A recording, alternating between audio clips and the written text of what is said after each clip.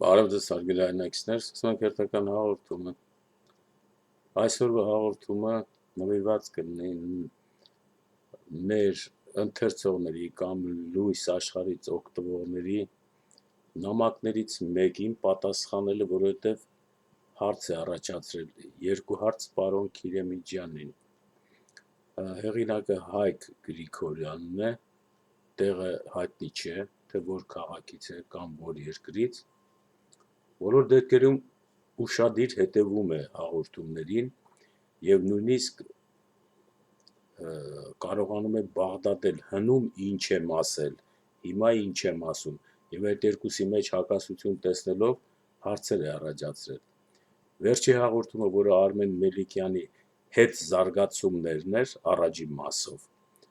այնտեղ նա նկատել է, որ ես այնպիսի հարց եմ բարձրացնում, որը որ անհարիր է, այսպես ասած,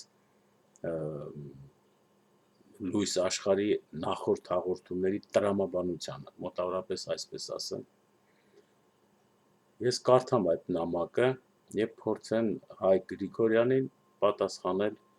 թե ինչի ինչոց է։ Երկու հարց պարոն Քիրեմիջյանին։ Պարոն Քիրեմիջյան, լույսի ձեր հաղորդումներից մեկում, որը չեմ հիշում, երբ է կայացել, հիշում եմ, թե թեման ինչի մասին էր խոսքը։ Հաղորդման ժամանակ դուք շատ իրավացիորեն խոսում էիք ՀՅԴ-ի ճակերտավոր ազգանվեր գործունեությունից։ Այսինքն այս մասը ինքը համարում է, որ ես իրավացիորեն էի խոսում ՀՅԴ-ի ճակերտավոր ազգանվեր գործունեությունից, որտեղ նշում էիք, թե Ասպարեզ թերթը հրապարակել էր մի հոդված, որտեղ մեր հայ երիտասարդները գտնվելով Արևմտյան Հայաստանում, այսինքն ներկայիս Թուրքիայում, խախտելով Թուրքիայի օրենքը կամ սահմանված կարգը, բարդացել էին Արարատի գագաթը, լուսանկարվել էին եւ այն ձեր հաղորդման իմաստը կայանում էր նրանով, թե ինչու են ՀՅԴ գրում այնպիսի հոդվածներ, որը իբր թե բարդացնում է մեր հայ երիտասարդի հայրենասիրությունը։ Սակայն իրականում ասպարեզի հրատարակածը Թուրքիայի բարձր իշխանական վերնախավում բարդացրեց նոր մի հակահայկական ալիք, որը կարող էր ունենալ իր վատ հետևանքները։ Ավելին, դուք ձեր հաղորդման մեջ ՀՅԴ-ի մեղադրեցիք ՀՅԴ-ին նրանում, թե ինչու են դաշնակները ցույց տալիս այն բաները, որը կատարվել է Թուրքիայում թուրքերի քթի տակ, իսկ մերոնք, թե թուրքեր, էշի ականջում մի քնեք, ուշադիր եղեք, թե ինչեր են անում հայերը ձեր քթի տակ։ Ուզում եմ ասեմ, ձեր մեղադրանքը ՀՅԴ-ին պարունակում էր նման միտք։ Հիմա առաջին հարցս ձեզ, պարոն Քիրեմիջյան, դուք ինչ նմանություն եք տեսնում ձեր արածի եւ դաշնակների արածի միջև։ Դուք էլ այս հաղորդման մեջ թուրքերին բզի եք անում, այսինքն բզբզում եք, որ եւ դաշնակների արածի միջև բզի եք անում, որպիսի թուրքերը իրենց քաղաքացու նկատմամբ կատարվածը դարձնեն միջազգային հարց։ Այսինքն դուք էլ ոնց երևում է ճակերտավոր ուրախ չեք, որ ձեր ասելով Հայաստանի Հանրապետությունում պահվող թուրքը մեծահարուստի հարցը լուծվել է առանց մեծ սկանդալի։ Խնդրում եմ պատասխանեք, ինչի եք ուզում հասնեք ձեր հաղորդումով, որն էր նման հարցի շոշափելու իմաստը։ Երկրորդ հարցս, ուրեմն երկրորդ հարցը կկարդամ հետագայում։ Իհարկե գրված է շարահուսությունը անհասկանալի է, բայց ես գլխի եմ գնում հետևյալը, որ ինչ որ ժամանակ լույսի հաղորդումներից մեկում ես ասել եմ, որ դաշնակցությունը, որը Արարատի գագաթը բարդացնող երիտասարդների վերաբերյալ հաղորդագրություն է տվել, դա գրգռիչ ազդեցություն կունենա Թուրքիայում այսօր աշխատող կամ Թուրքիայում գտնվող Հայաստանից գնացած հայերի վրա, եւ այդ հարցը այնքան սենսիտիվ է, որ հնարավոր է Թուրքիայում ազգայնականները դաշնակցության նման վերաբերմունքը օգտագործեն հայերի դեմ։ Սա է ասում նա։ Եվ ես հիմա Մելիքյանի հետ ես այն ժամանակ քննադատել եմ, ասել եմ, որ դաշնակցությունը այդ հարցի վերաբերյալ տված տեղեկատվությունը ասպարեզում հնարավոր են վատ հետևանքներ բերեն, ոչ թե հայ-թուրքական հարաբերություններում, որը այդպիսիք չկան, այլ միակողմանի կա հիմա Հայաստանից գնացած եւ Թուրքիայում աշխատող 100,000 հայերի վերաբերմունք կամ մոտեցում Թուրքիայի քաղաքացիների հետ, որոնք հանդիպում են նրանց Պոլսում, Վանում, Անկարայում, որտեղ նրանք աշխատում են, եւ դրանք ոչ լեգալ Հայաստանի քաղաքացիներ են։ Այսինքն նրանք պաշտպանված չեն դեսպանատան կամ հյուպատոսարանի առաքելությամբ, հայկական քաղաքացիների հանգամանքով, որովհետև ամեն ինչ այս հարցում կախված է թուրքական կողմի վերաբերմունքից միակողմանի, պայմանավորված է դրանով։ Եթե ուզեն այդ աշխատող հայերը, որոնք անօրինական են աշխատում Թուրքիայում, կարող են ամենավատագույնը դուրս անել Թուրքիայից, ասեն մաքրվեք Թուրքիայից։ Սա կլինի այսպես ասած, որոշումներից ամենաբարենպաստը հայերի համար, որ եթե հանկարծ Թուրքիայի ազգայնականները կամ կառավարությունը կամ ինչ-որ մարդ, պրովոկատոր, հանկարծ փորձի շահարկել ասպարեզի հաղորդումը Թուրքիայում։ Ինչու կարող է շահարկել, թե չի կարող։ Ես երևի այն ժամանակ ասել եմ, որ կարող է շահարկել, որովհետև ասպարեզի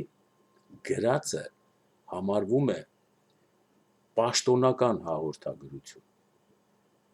Նա ներկայացնում է հայ հեղափոխական դաշնակցության խոսնակը, մամուլը, ինչպես հյուրեյեթը հանդիսանում է Թուրքիայի պաշտոնականը, այդ թերթերի մեջ գրվածները նրանք քաղաքական գնդակներ են ուղված մեկը մյուսին։ Եթե ասպարեզը այս հարցը բարձրացրել է, ապա հյուրեյեթը կամ քաղաքական դաշտը Թուրքիայի կարող է պատասխանել։ Պատասխանի մոտեցումը անհայտ է։ Ամենալավն այն է, որ Թուրքիայի մամուլը հանկարծ չպատասխանի։ Ինչու համար։ Դրությունը այսպիսին է, ծանր է։ Հայաստանի համար դրությունը այսօր ծանր է։ Դուք գիտեք, որ Հայաստանը այսօր աշխատելու տեղ չունի։ Մերձավոր Թուրքիա են գնացել 100,000, հեռավոր Ռուսաստան են գնացել 2 միլիոնից ավել։ Մոսկվայում այսօր բնակվում է 2 միլիոն հայություն։ Այս փաստարկները ասում են այն մասին, որ աշխատաուժի հոսքը եւ նրանով պայմանավորված տրանսֆերները Հայաստանի հիմնական եկամուտն են։ Հայաստանը կարող է լինել կամ չլինել, կապված այսօրվա ծանր դրության հետ։ Քաղաքական ընտրությունները մի կողմ գցեք։ Օրեցօր աճող տնտեսական դժվարությունները նոր արտահոսք են առաջացնում։ Եթե փակվի այդ արտահոսքի ճանապարհները,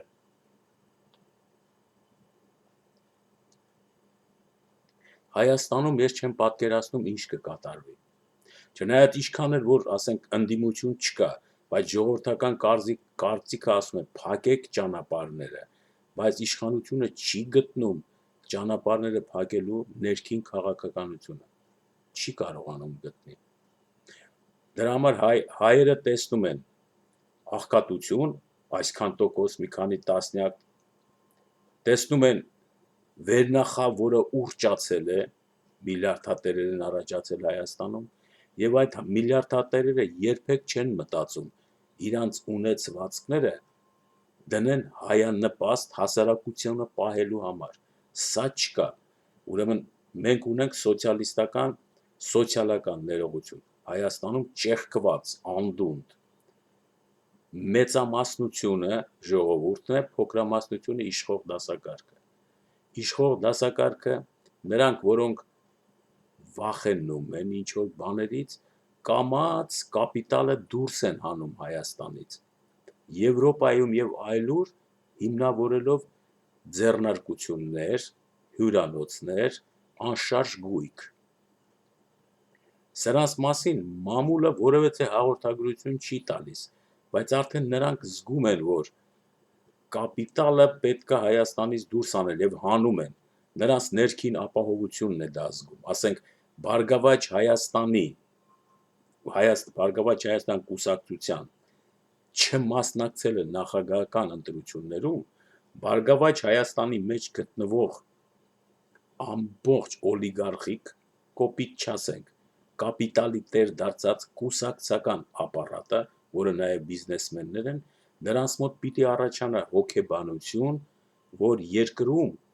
Բարգավաճ Հայաստանը գտնվում է անբարենպաստ քաղաքական վիճակում, չներկայացնելով քաղաքական դաշտում կամ հանրության առջև իրենց թեկնածուն նախագահական ընտրություններում, ասենք Գագիկ Ծառուկյանը այս կամ այն հանգամանքներով հաշվեց, որ իրենք չեն մասնակցելու։ Բացի դրանից, Բարգավաճ Հայաստանից ոչ ոք չի մասնակցելու։ Այսինքն, եթե մեկը Բարգավաճ Հայաստանից կուսակցության անդամը ինքը իր անձնական նախաձեռնությամբ մտնի եւ ասի ես մասնակցում եմ, քանի որ կուսակցություն եմ ներկայացնելու, նրան կուսակցությունից կհեռացնեն։ Կուսակցապետին Գագիկ Ծառուկյանի չենթարկվելու համար։ Դրա համար Բարգավաճ Հայաստանի կուսակցությունը մեկ մարդու նման համերաշխ ձևով ցույց տվեց կուսակցական կարգապահություն եւ Օսկանյանից սկսած մինչև վերջի կուսակցության անդամը մեջտեղ չեկավ որպես նույնիսկ անձնական նախաձեռնություն, որ ինքը մասնակցելու է։ Այս դրության մեջ բոլոր դեպքերում կուսակցության մեջ պիտի որ առաջանան տրամադրություններ, որ անբարենպաստ պայմաններ են ստեղծված քաղաքական դրսևորումների համար եւ նրանք, որոնք կապիտալ ունեն, առանց ձայն-ձուն հանելու, պետք է կամաց այդ կապիտալը ապահովագրեն այլ երկրներում անշարժ գույքի տեսքով։ Ես չեմ ասում, որ այդպես արեք, դա այդպես պիտի լինի։ Ուրիշ ճանապարհ չկա։ Քաղաքական անբարենպաստ վիճակը դրդում է դա։ Տնտեսական անբարենպաստ վիճակը դրդում է, որ աշխատաուժը դուրս գա Հայաստանից։ Ուրեմն անբարենպաստ է քաղաքական դաշտը, անբարենպաստ է տնտեսական դաշտը կամ քաղաքացիական դաշտը, այսպես ասենք, աշխատավորի համար։ Անպաշտպան ժողովուրդ, անպաշտպան քաղաքական կուսակցություններ։ Նրանց մեջ հոգեբանական տեսակետից պիտի լինեն արտահայտված ձևեր, արտահայտությունը այսպիսին է, առաջիկայում Թուրքիա կգնան էլի մի 20,000, ես փոքր թվեր եմ ասում, եւ Ռուսաստան կգնան էլի մի 400-500,000, ուզես թե չուզես, սա փաստ է, հիմա փաստերով գարունը սկսվում է, դուք կտեսնեք, որ Հայաստանը ինչպես նոր թափ է ստանում արտագնա աշխատանքը կամ մնալը, դուրս գնալը։ Արմեն Մելիքյանի հետ զարգացումներ առաջին մասում ես բերեցի այս հարցի վերաբերյալ հաղորդագրություն, որը մամուլը չի ծեծում, ոչ մի բան չի ասում, չի քննարկում, այսպես ոչ մի բան չի ասում, որ Մուստաֆա Դայի Օղլին, որը Հայաստանում առևանգվել է թուրքական Սամսունգ քաղաքից, պահվել է եւ փրկագնով բաց է թողնվել, սա շատ վտանգավոր միջադեպ է։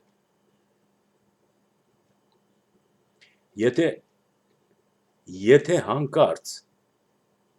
քաղաքական որևէ գործիչ սրա մասին հիմա չի խոսում,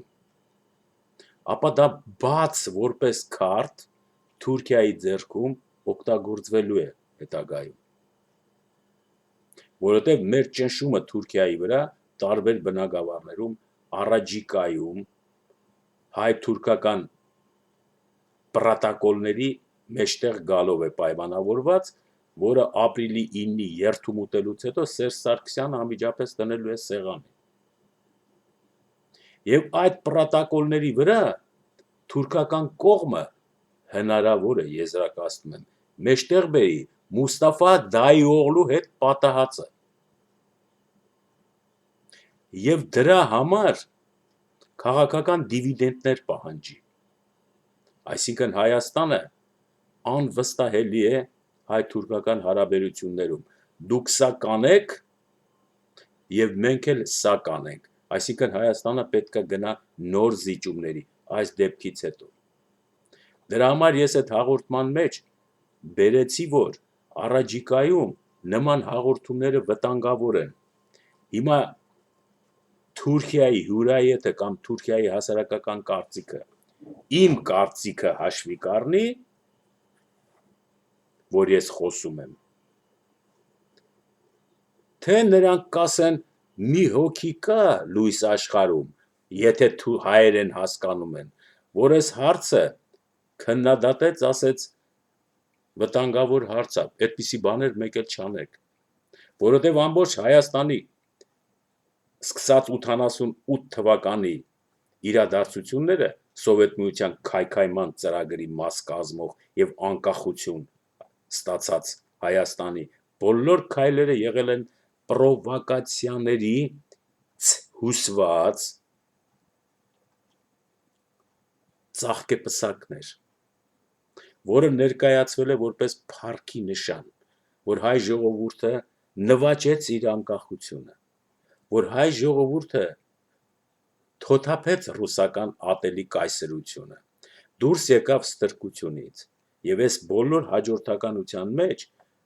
սթափ մտածողություն գոյություն չունի, մինչև այսօր էլ քննարկվում էր 3 առաջի օրը Արզումանյանը եւ բանկիրը Բագրատյանը ինչ է, Բագրատն է, ոչ թե Բագրատյանը, այլ Ասատրյան Բագրատը եւ Ալեքսանդր Արզումանյանը քննարկում էին հայ-ռուսական հարաբերությունների վրասակարությունը։ Արամ Սարգսյանը ցույց էր տալիս, որ այդպիսի բան չկա։ Եվ նրանք բարձրաձայնում էին, պնդում էին, որ ստրկատիրական վիճակ է եղել, բայց ճանապարհի վրա նրանք փակուղի էին դնում։ Այս հաղորդումը, եթե հանկարծ Ռուսաստանի ծայրահեղականները, որոնք այսօր հրահրում են նույնիսկ ռուս ուղղափառ եկեղեցու եւ հայ առաքելական եկեղեցու միջև տարբերություն եւ թշնամություն կարողանում են գտնել, եւ դա հիմա արդեն եկեղեցական հարց է դառել, ասենք կաթողիկոսը դրա վրա մտածում է, թե ինչ անի, ներդրումներ է կատարված Ռուսաստանում ահռելի միլիոններ, հարյուրավոր, եւ այնտեղ ձեռք է բերված անշարժ գույք, որը հայ կղերի ներդրումն է Մոսկվայում ապրող հայերի համար, ոչ թե ռուսների համար, ոչ թե քրիստոնյաների համար, այլ հայերի համար, որոնք պիտի ամուսնանան, կնքեն, կնքվեն, թաղվեն եւ այդ գործը եկամուտ պիտի բերի հայ առաքելական եկեղեցուն հոգալու իր խնդիրները, կապիտալ ներդրումները նման կառույցների։ Եկեղեցին չունի, հավաքել է Մոսկվայից եւ շրջակայքից հայ միլիարդատերերից, հարուստներից, միլիոնատերերից եւ կառուցել է այս գործը։ Կողքից աճում է ռուսական եկեղեցու որոշ գործիչների բացասական ազդեցությունը։ Եվ ես կարծում եմ, որ իրենք իրավունք ունեն անհանգստանալու։ Դրա համար Մոսկվայում կամ այնտեղ, որտեղ հայաշատ քաղաքներ են, նման արտահայտված կապիտալ ներդրումներ անելը, ուզես թե չուզես, ռուս հասարակության կողմից արդեն եկեղեցին ուղղափառը հակազդում է։ Պետք է ստեղծի որոշ բացասական տրամադրություններ։ Դրա համար մենք ժամանակին զգուշացնում ենք, ելի ենք զգուշացնում։ Եվ լույս աշխարհում նաև դրված է մի կտոր, որտեղ Յասեր Արաֆաթը մեր պատվիրակության հետ խոսելուց տարիներ առաջ ասում է, որ հայերը մի սխալ են կատարում, որը թուլացնում է հայրենասիրությունը։ Եթե նրանք օտար երկրներում դառնում են օտար երկրների քաղաքացիներ, հետո ձեռք են բերում անշարժ գույք, բիզնեսներ, եկեղեցիներ եւ այլն, արդեն ինքնըստինքյան մոռանում են Հայաստանի մասին եւ իրանց պարտականությունը հայրենիքի վիճակի, լքման եւ այլն։ Նրանք կամաց, որը մենք կոչում ենք ձուլում։ Յասեր Արաֆատը ասում է, սա է գլխավոր թերությունը հայերի, որ նրանք մինչև վերջ չեն մնում իրենց հայրենիքի քաղաքացի եւ կապիտալ ներդրումներ չեն անում այն երկրներում, որ իրենց հայրենիքը չի։ Մենք գնում ենք այլ ճանապարհով։ Մեր գնացածը բոլորը զգում են, որ դա սխալ է, բայց ոչ ոք չի կարող կանգնի ասի, որ դա սխալ է։ Որովհետև օտար երկրներում հայ առաքելական քրիստոնյա մնալու հանգամանքը իրենց համար դառնում է շատ ավելի կենսական հարց, քան թե հայրենիքի հարցերը, որոնք բարձի թողի վրա վիթ թողել են։ Եվ այս քաղաքականության մեջ, այս անցուդարձի մեջ, ես ասել եմ, որ Մուստաֆա Դայիօղլու հետ կատարված նման խնդիրներից զերծ մնացեք։ Նախ այդ լրատվական միջոցն է պատմել, ոչ թե ես եմ գնացել լույսի թղթակիցներին ասեն, հələ գնացեք նայեք տեսեք այդ ինչ է։ Արդեն դա հրատարակվել է Հայաստանի պաշտոնական մամուլում։ Մնացած թերթերը լռել են, բայց այդ պաշտոնական այդ հաղորդագրությունը չի ստացել հակահարված հայկական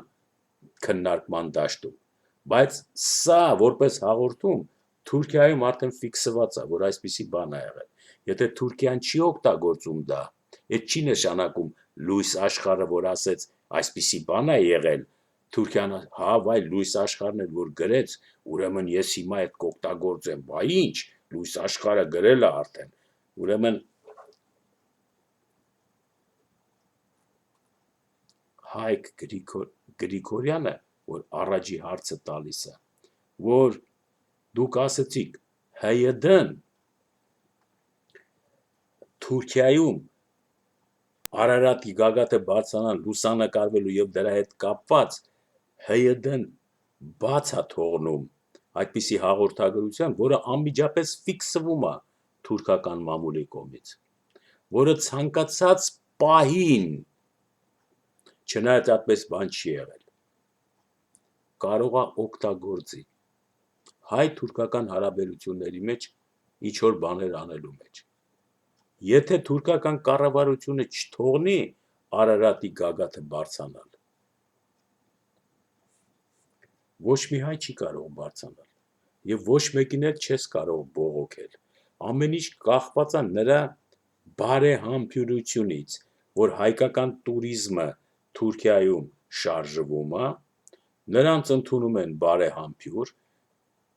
Թուրքիայի туриզմի նախարարությունը գտնում է, որ հայերը պատմականորեն լինելով այդ երկրի բնակիչ այցելում են եւ փող են ծախսում Թուրքիայում, թող գան։ Հայերը գնում են։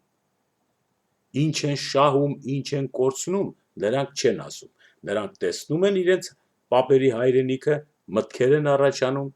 պայքարի ուղիներ, հոգեբանորեն ամրանում են, սա օգնում է։ Բայց ինչա տալիս սա Թուրքիային այս երևույթը, մենք դա չգիտենք։ Չէ որ նա դրանով ապացուցում է, որ հայ-թուրքական հարաբերությունները արդեն կայացել են, եւ այդ թվերը, որ ինքը կներկայացնի հետագայում պրոտոկոլների մեջ, որպես Հայաստանից եկած եւ Թուրքիայում իրենց պատմական հայրենիքում մանեկած հայերի թիվը այսքան է։ Հայերը Թուրքիայում զգում են իրանց ապահով, աշքան ավելի, քան Հայաստանում։ Այս զեկուցագրերի մեջ երևալու է, չէ, վերջը։ Հիմա չեն խոսում այդ մասին, բայց Հայաստանը ուզի թե չուզի լսելու է այսպիսի հաղորդագրություններ, Թուրքիայի կողմից կազմված արձանագրություններ։ Մենք ինչ ենք տալու իրանց այդ հարաբերությունների վերաբերյալ պահանջատիրություն միայն չէ, ուրիշ բան չունենք ասելու, ցեղասպանություն ճանաչել եւ պահանջատիրություն։ Եվ այստեղ Թուրքիայի կրեդիտները, որ տնեք կշերքի վրա, աշխարհի ժողովուրդների Եվրոպա, Ամերիկա, Ռուսաստան եւ այլն նայելու են այս նոր գործի վրա եւ գնահատեն, որ հայերը անբացատրելի պահանջատիրություն ունեն, երբ որ Թուրքիան բացել է ճանապարհները, ասել է եկեք ներդրումներ կատարեք, ձեր հողերին տեր կանգնեք, եկեք նայեք, ձեզ ոչ ոք չի նեղացնում, ապրեք, թողեք ձեր քաղաքացիությունը, ինչպես թողնում եք Ֆրանսիայում, Գերմանիայում, Ամերիկայում, Ռուսաստանում, ընդունեք Թուրքիայի քաղաքացիությունը, ձեռք բերեք անշարժ գույք, ինչպես ձեռք եք բերում Ռուսաստանում, Ֆրանսիայում, Ամերիկայում, զբաղվեք բիզնեսով, ինչպես զբաղվում եք այդ երկրներում, Թուրքիայի կառավարությունը ապահովում է ձեր համար ծաղկելու, առաջանալու բոլոր բաները։ Այս արտահայտությունների դեմ ցանկացած հայի մենթալիտետ պիտի անպայման ծռվի, որովհետև դա հակադրվելու է, այս ամբողջը, հայկական պետության այսօրվա վարած քաղաքականության հետ, որ ասվելու է, որ հայկական պետությունը այսօրվա իր գործնեությամբ դատարկում է երկիրը, իր գործնեությամբ հակահայկական տնտեսական քաղաքականություն է վարում։ Եվ այս ամենը եթե կշերքի վրա դնեն մի հատ Հայաստանի քաղաքացու, հարցնեն, թուրքական կառավարությունն է հայանպաստ, թե այսօրվա հայկական կառավարությունը, դուք զահմռկեցուցիչ պատասխաններ հնարավոր է լսեք եւ ձեր ականջներին չհավատաք, որովհետեւ այս գործողությունները բերելու են նրան, որ այսպես է դրությունը, ուզեք թե չուզեք։ Այսօր Թուրքիայում ապրող հայերից ոչ ոք գլատրություն չի գրում հայկական թերթերում, թե ում մոտ են աշխատում, ինչ կարծիք ունեն Թուրքիայի մասին, ժողովրդի մասին, գործատիրոջ մասին, ոստիկանության մասին, դատարանի մասին, ընդհանրապես Թուրքիայի հասարակության մասին։ Սա փակված է, չունեք ոչ մի բան։ Ընդհակառակը մեր կողմում հայտնվել են մարդիկ, որոնք անընդհատ այդ հարցը փակելով հանդերձ, որը դե ֆակտո հարց է, առաջ են քաշում դե յուրե չիրագործված ինչ որ պահանջատիրական բաներ, որը դարձել է ձնագնդակ եւ պատրաստվում են մեծ շուկով նշելու ցեղասպանության 100-ամյակը։ Եթե մի պահ ձմատները դնեք գլուխներիդ ու մտածեք, արդյոք սա ամեն ինչի վերջը չի, որի ժամանակ հայ ժողովուրդը հանկարծ մտածում է, թշնամի է իր պետությանը, եթե չի համակրում, գոնե լոյալ է թուրքական այսօրվա կառավարությանը, եւ դա չի ասվում, չի քննարկվում, եթե քննարկվի, բոլորը կհայտարարեն, որ դա դավաճանություն է, բայց նույնիսկ բայց դավաճանությունը հայտնելու ժամանակ բանավեճը, որ սկսվի, այս հայտարարողները պարտված կլեն, պարզապես ինֆորմացիոն դաշտը լուռ է, բայց հեռահար դիտողներ կան, չէ՞ որ հայ-թուրքական բանակցությունների մեջ պրոտոկոլները երևալու են, սահմանների այսօրվա գոյություն ունեցող հարցը, սահմանները չեն փոխվելու, ռուսական սահմանը ցարական Ռուսաստանից, որ անցավ սովետական սահման, հայ-թուրքական սահմանը, այսօր դառնալու է հայ-թուրքական պետական սահման, որը արձանագրվելու է Սերժ Սարգսյանի կողմից եւ կրկնվելու է 1921 թվականի Վրացյանի ստեղծած Փետրվարյան հեղափոխությունից հետո նույն դրությունը, որտեղ հայկական կողմը Թուրքիայից պահանջներ չունի, նորից սա վերականգնելու է, թե այն ժամանակ սիոնա սոցիալիստական հեղափոխության ընթացքը պարտադրված Ռուսաստանի վրա փոխեց ցարական կառավարությունը եւ առաջ եկան բոլշևիկներն ու կոմունիստները, որոնք հիմնահատակ դաշունահարեցին ռուսական իրականությունը, ստեղծելով նոր համակարգ, իր մեջ վերցնելով հանրապետություններ եւ հանրապետությունները կամաց դարձնելով այնպիսի գաղափարական կցորդներ ռուսական հեղափոխության,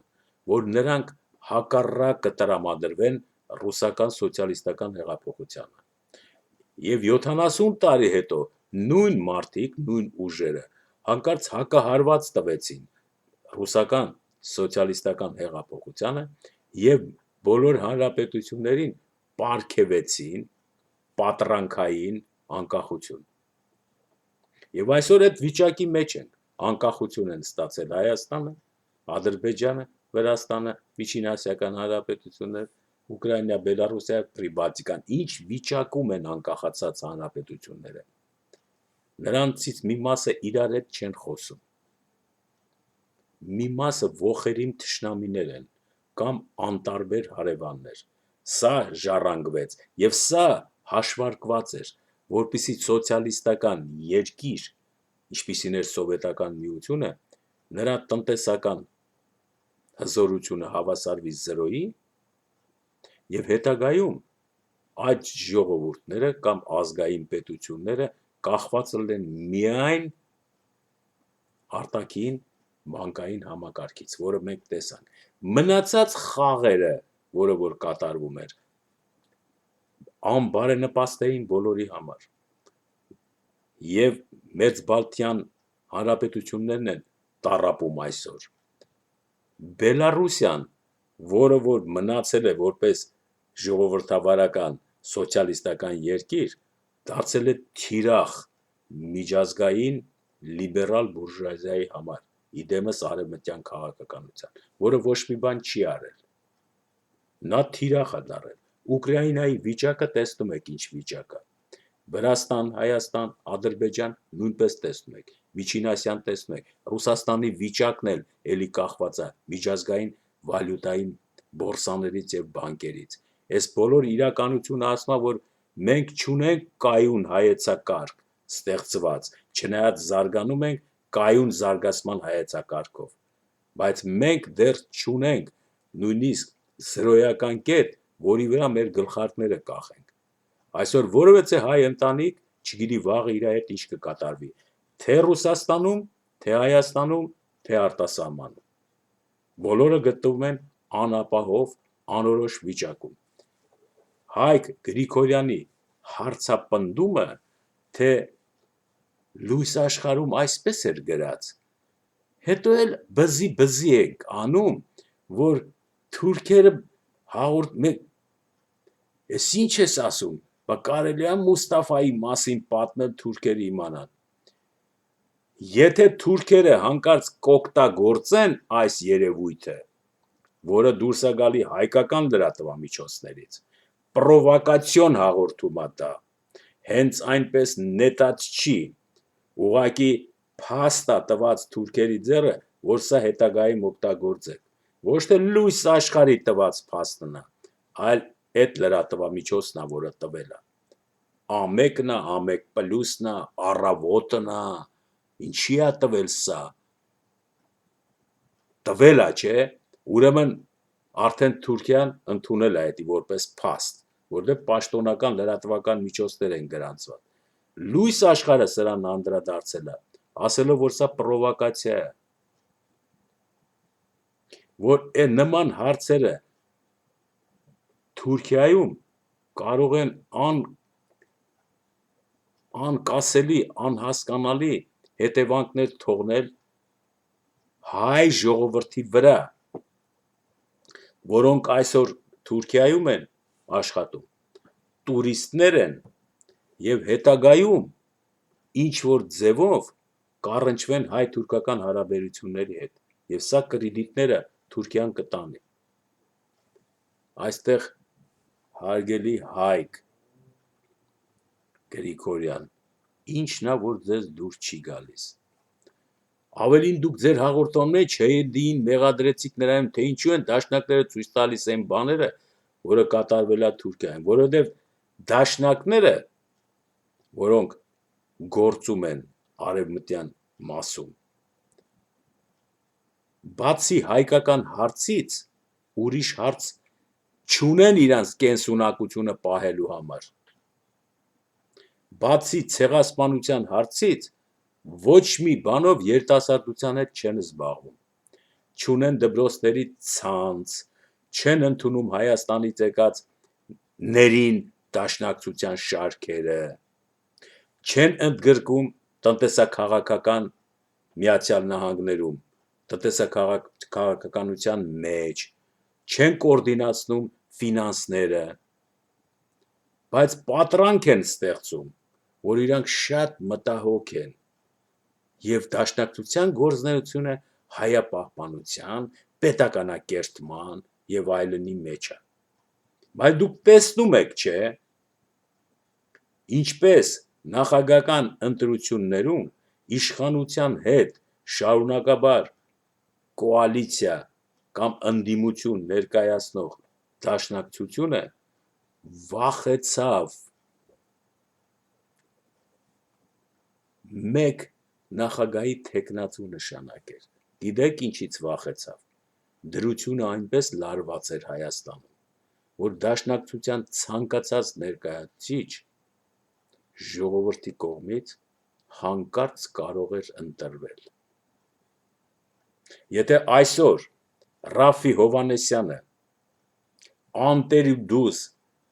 նստել է հացադուլի, ապա օգտվելով նրանից, որ այդ 7 թեկնածուների մեջ չկար մեկը, որը որ ժողովուրդը ի հակառակ Սերժ Սարգսյանի, ի հակառակ ՀՀԿ-ի իր ձայնը տար դրան, չկար այդպիսին։ Եվ դուք արդյունքները տեսնում եք, չէ՞։ 5 հոգով մնացած թեկնածուները հավաքել են 5% ձայն։ Պարուր Հայրիկյան, Բագրատյան,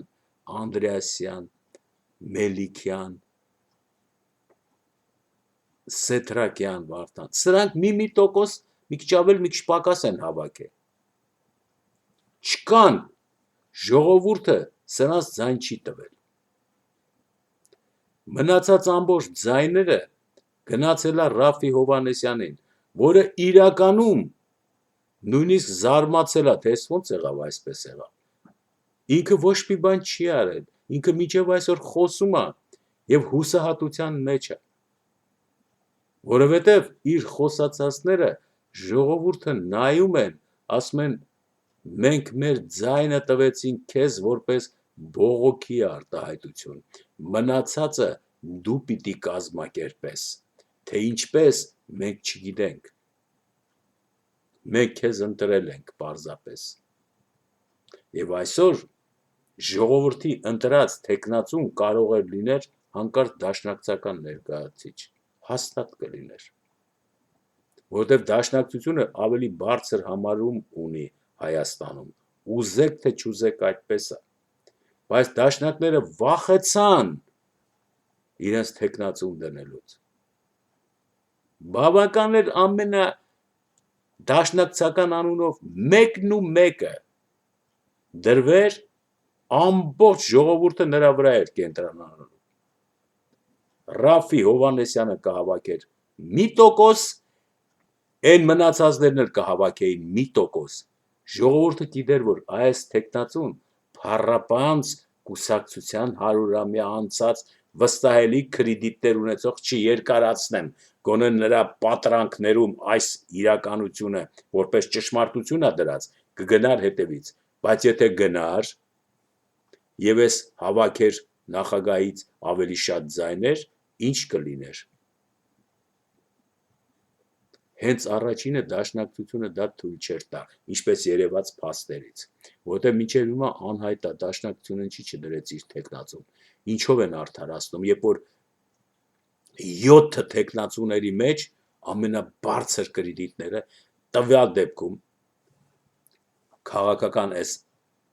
անբարենպաստ լարվածության մեջ դաշնակցության կողմը գար, ոչ մեկին չէր գնա, եթե ԲՀԿ-ն արդեն ինքնաբացարկ հայտարարեց, դաշնակցությունը վերցնում էր իշխանությունը, իսկ ինչու չվերցրեց իշխանությունը, այս հարցը տվել եք դաշնակցականներին, լիդերներին, ասենք Վահան Հովհաննեսյանին։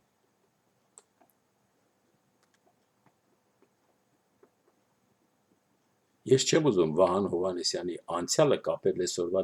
դիրքերի հետ, ես արդեն ասել եմ, որ դրանք այն սերունդն են, որոնք 70-80-ական թվականներին կամ կուսակցության մեջ էին, կամ պետական անվտանգության, սովետական միության, եւ նրանք ժառանգեցին ապագա Հայաստանի կառավարական աթոռները։ Դրանցից մեկը Վահան Հովհաննեսյանն է։ Վահան Հովհաննեսյանը ինչի չդրեց իր թեկնածությունը։ Այս հարցերը ավելի կարևոր են, քան թե Հայկի հարցապնդումը Գրիգորյան, որը ինձ է ուղված, թե ինչու, այսպես ասած, ես բզի եմ անում, բզի ես չեմ անում, բզի անում են նրանք, որոնք բզիներով փչացրեցին հայ-ադրբեջանական հարաբերությունները Սովետ միությունը քանդելուց հետո։ Այդ բզիները, որ արեցին, որ մինչև ինֆորմացիա չունեցող, չհասկացող ադրբեջանցի ամբոխը հարձակվեց Սումգայիթի վրա, իսկ մինչև այդ ինֆորմացիա ուղարկեցին այդ ամբոխին բզի անողները, որ Զանգեզուրում Ղափանում հայերը ոչնչացրել են մի հատ ադրբեջանական գյուղ։ Եվ այս ինֆորմացիոն խաղի ժամանակ ադրբեջանցիները կատարեցին իրենց գործողությունը, որ իրանց գիտակցության հետ կապ չուներ։ Եվ դրանից հետո սկսվեց այս եղբայրասպան հարաբերությունները, նրանք մեր եկեղեցիներն են խլում, մշակույթը գորգերը, երգերը, նրանք ջարդում են մեր խաչքարերը, ՅՈՒՆԵՍԿՕ-ն ձայն չի հանում, հայ դիվանագիտությունը չի բողոքում, ՅՈՒՆԵՍԿՕ-ի ազատ դեսպան Արա Աբրահամյանը ձայն չի հանում ռուսահայերի միության կոնգրեսի նախագահը, ընդհանրապես ոչ ոք չի բողոքում։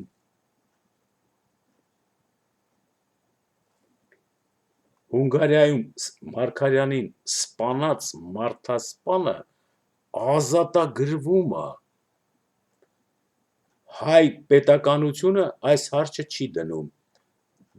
միջազգային դատարան, որ խախտված է միջազգային այս կոնվենցիան, որի հանցագործը Ադրբեջանի պետության ղեկավարն է, չի դնում եւ վերջ, ընդհակառակը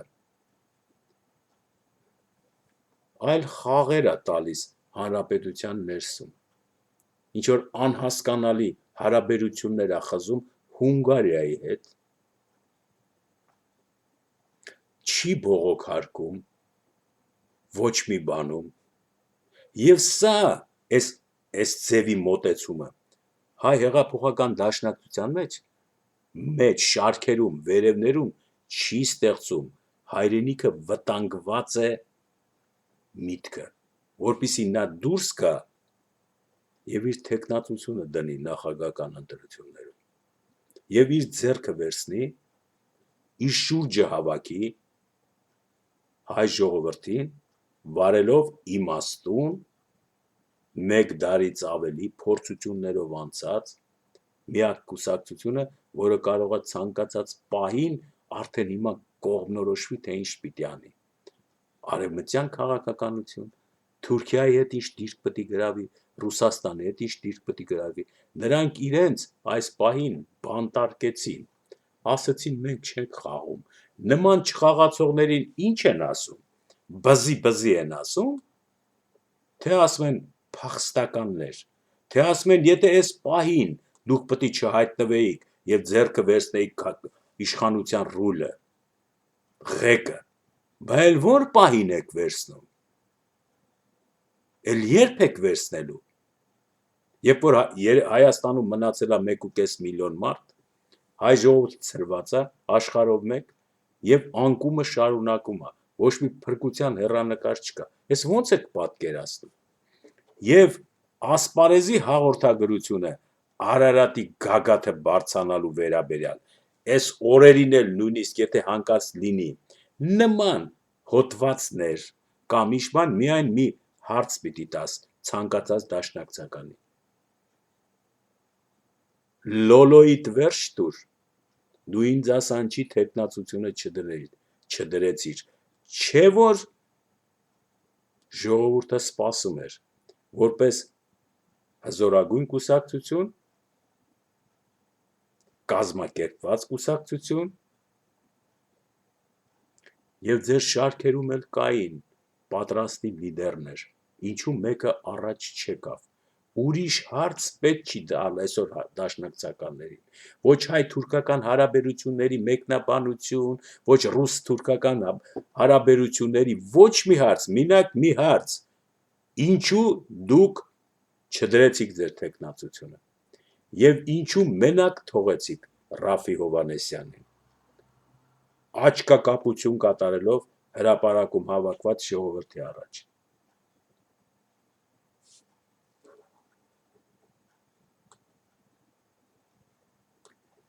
Ես կարծում եմ առաջի հարցին ես փորձեցի պատասխանել, որ լույս աշխարհը հանդիսանում է հասարակական ինֆորմացիոն միջոց, որտեղ ինչի մասին ուզենք խոսեն, եւ Հայկ Գրիգորյանի նամակը կամ առաջի հարցը ուղված ինձ, այդ նույնն է, ոնց որ այստեղ խոսացող որևէ մեկին մեկը հարց տա, օրինակ Արմեն Ս. Գլենդել, ինչու ես գրել, որ Արզումանյան, Ասատրյան եւ այլ ՀՀՇ-ական ախտը, որը փոշիացրեց այն ձեռքբերումները, որ մենք ունեցել էինք, ինչպես իրենք էին ասում, խորհրդային բանտում, որի շնորհիվ ապրեց, զարգացավ, սնվեց, կրթվեց մի քանի սերունդ, հələ համարձակվում է խոսել, ինչ որ արժեհամակարգերի քարոզներ անել, երբ փաստացի այդ արժեհամակարգերով արդեն հաջողությամբ ձևափոխվեցին երկիրը, դա ոչ մի հաջողության մեջ չարձանագրեց, եւ այսպես Արմեն Ս-ն խոսում է լույս աշխարհում, ինչպես ես եմ խոսում լույս աշխարհում, ինչպես մեկ ուրիշն է խոսում լույս աշխարհում, ինչու հանկարծ ձեր մոտ պատկերացում առաջացել Հայկ Գրիգորյան, որ այս բոլորը անցնում է իմ հրամանատարությամբ, եւ ես բացատրում եմ, որ ես իմ կարծիքը ունեմ, լույս աշխարհի էջերը ազատ են, ինչպես տեսնում եք ձեր նամակը դրած քննարկում եմ, վերևինը իր կարծիքը ունի, այն մյուսը իր կարծիքը ունի, ով ինչ ուզում է ազատ խոսում է, բացի դրանից ուրիշ ոչ մի բան չի արվում, լսողը տրամաբանորեն մտածում է այդ ասածների մեջ կա օգտակար ինչ որ բան, լսում է, չէ, սանով ավարտեմ, որպեսզի պատասխանեմ նաև երկրորդ հարցին, առայժմ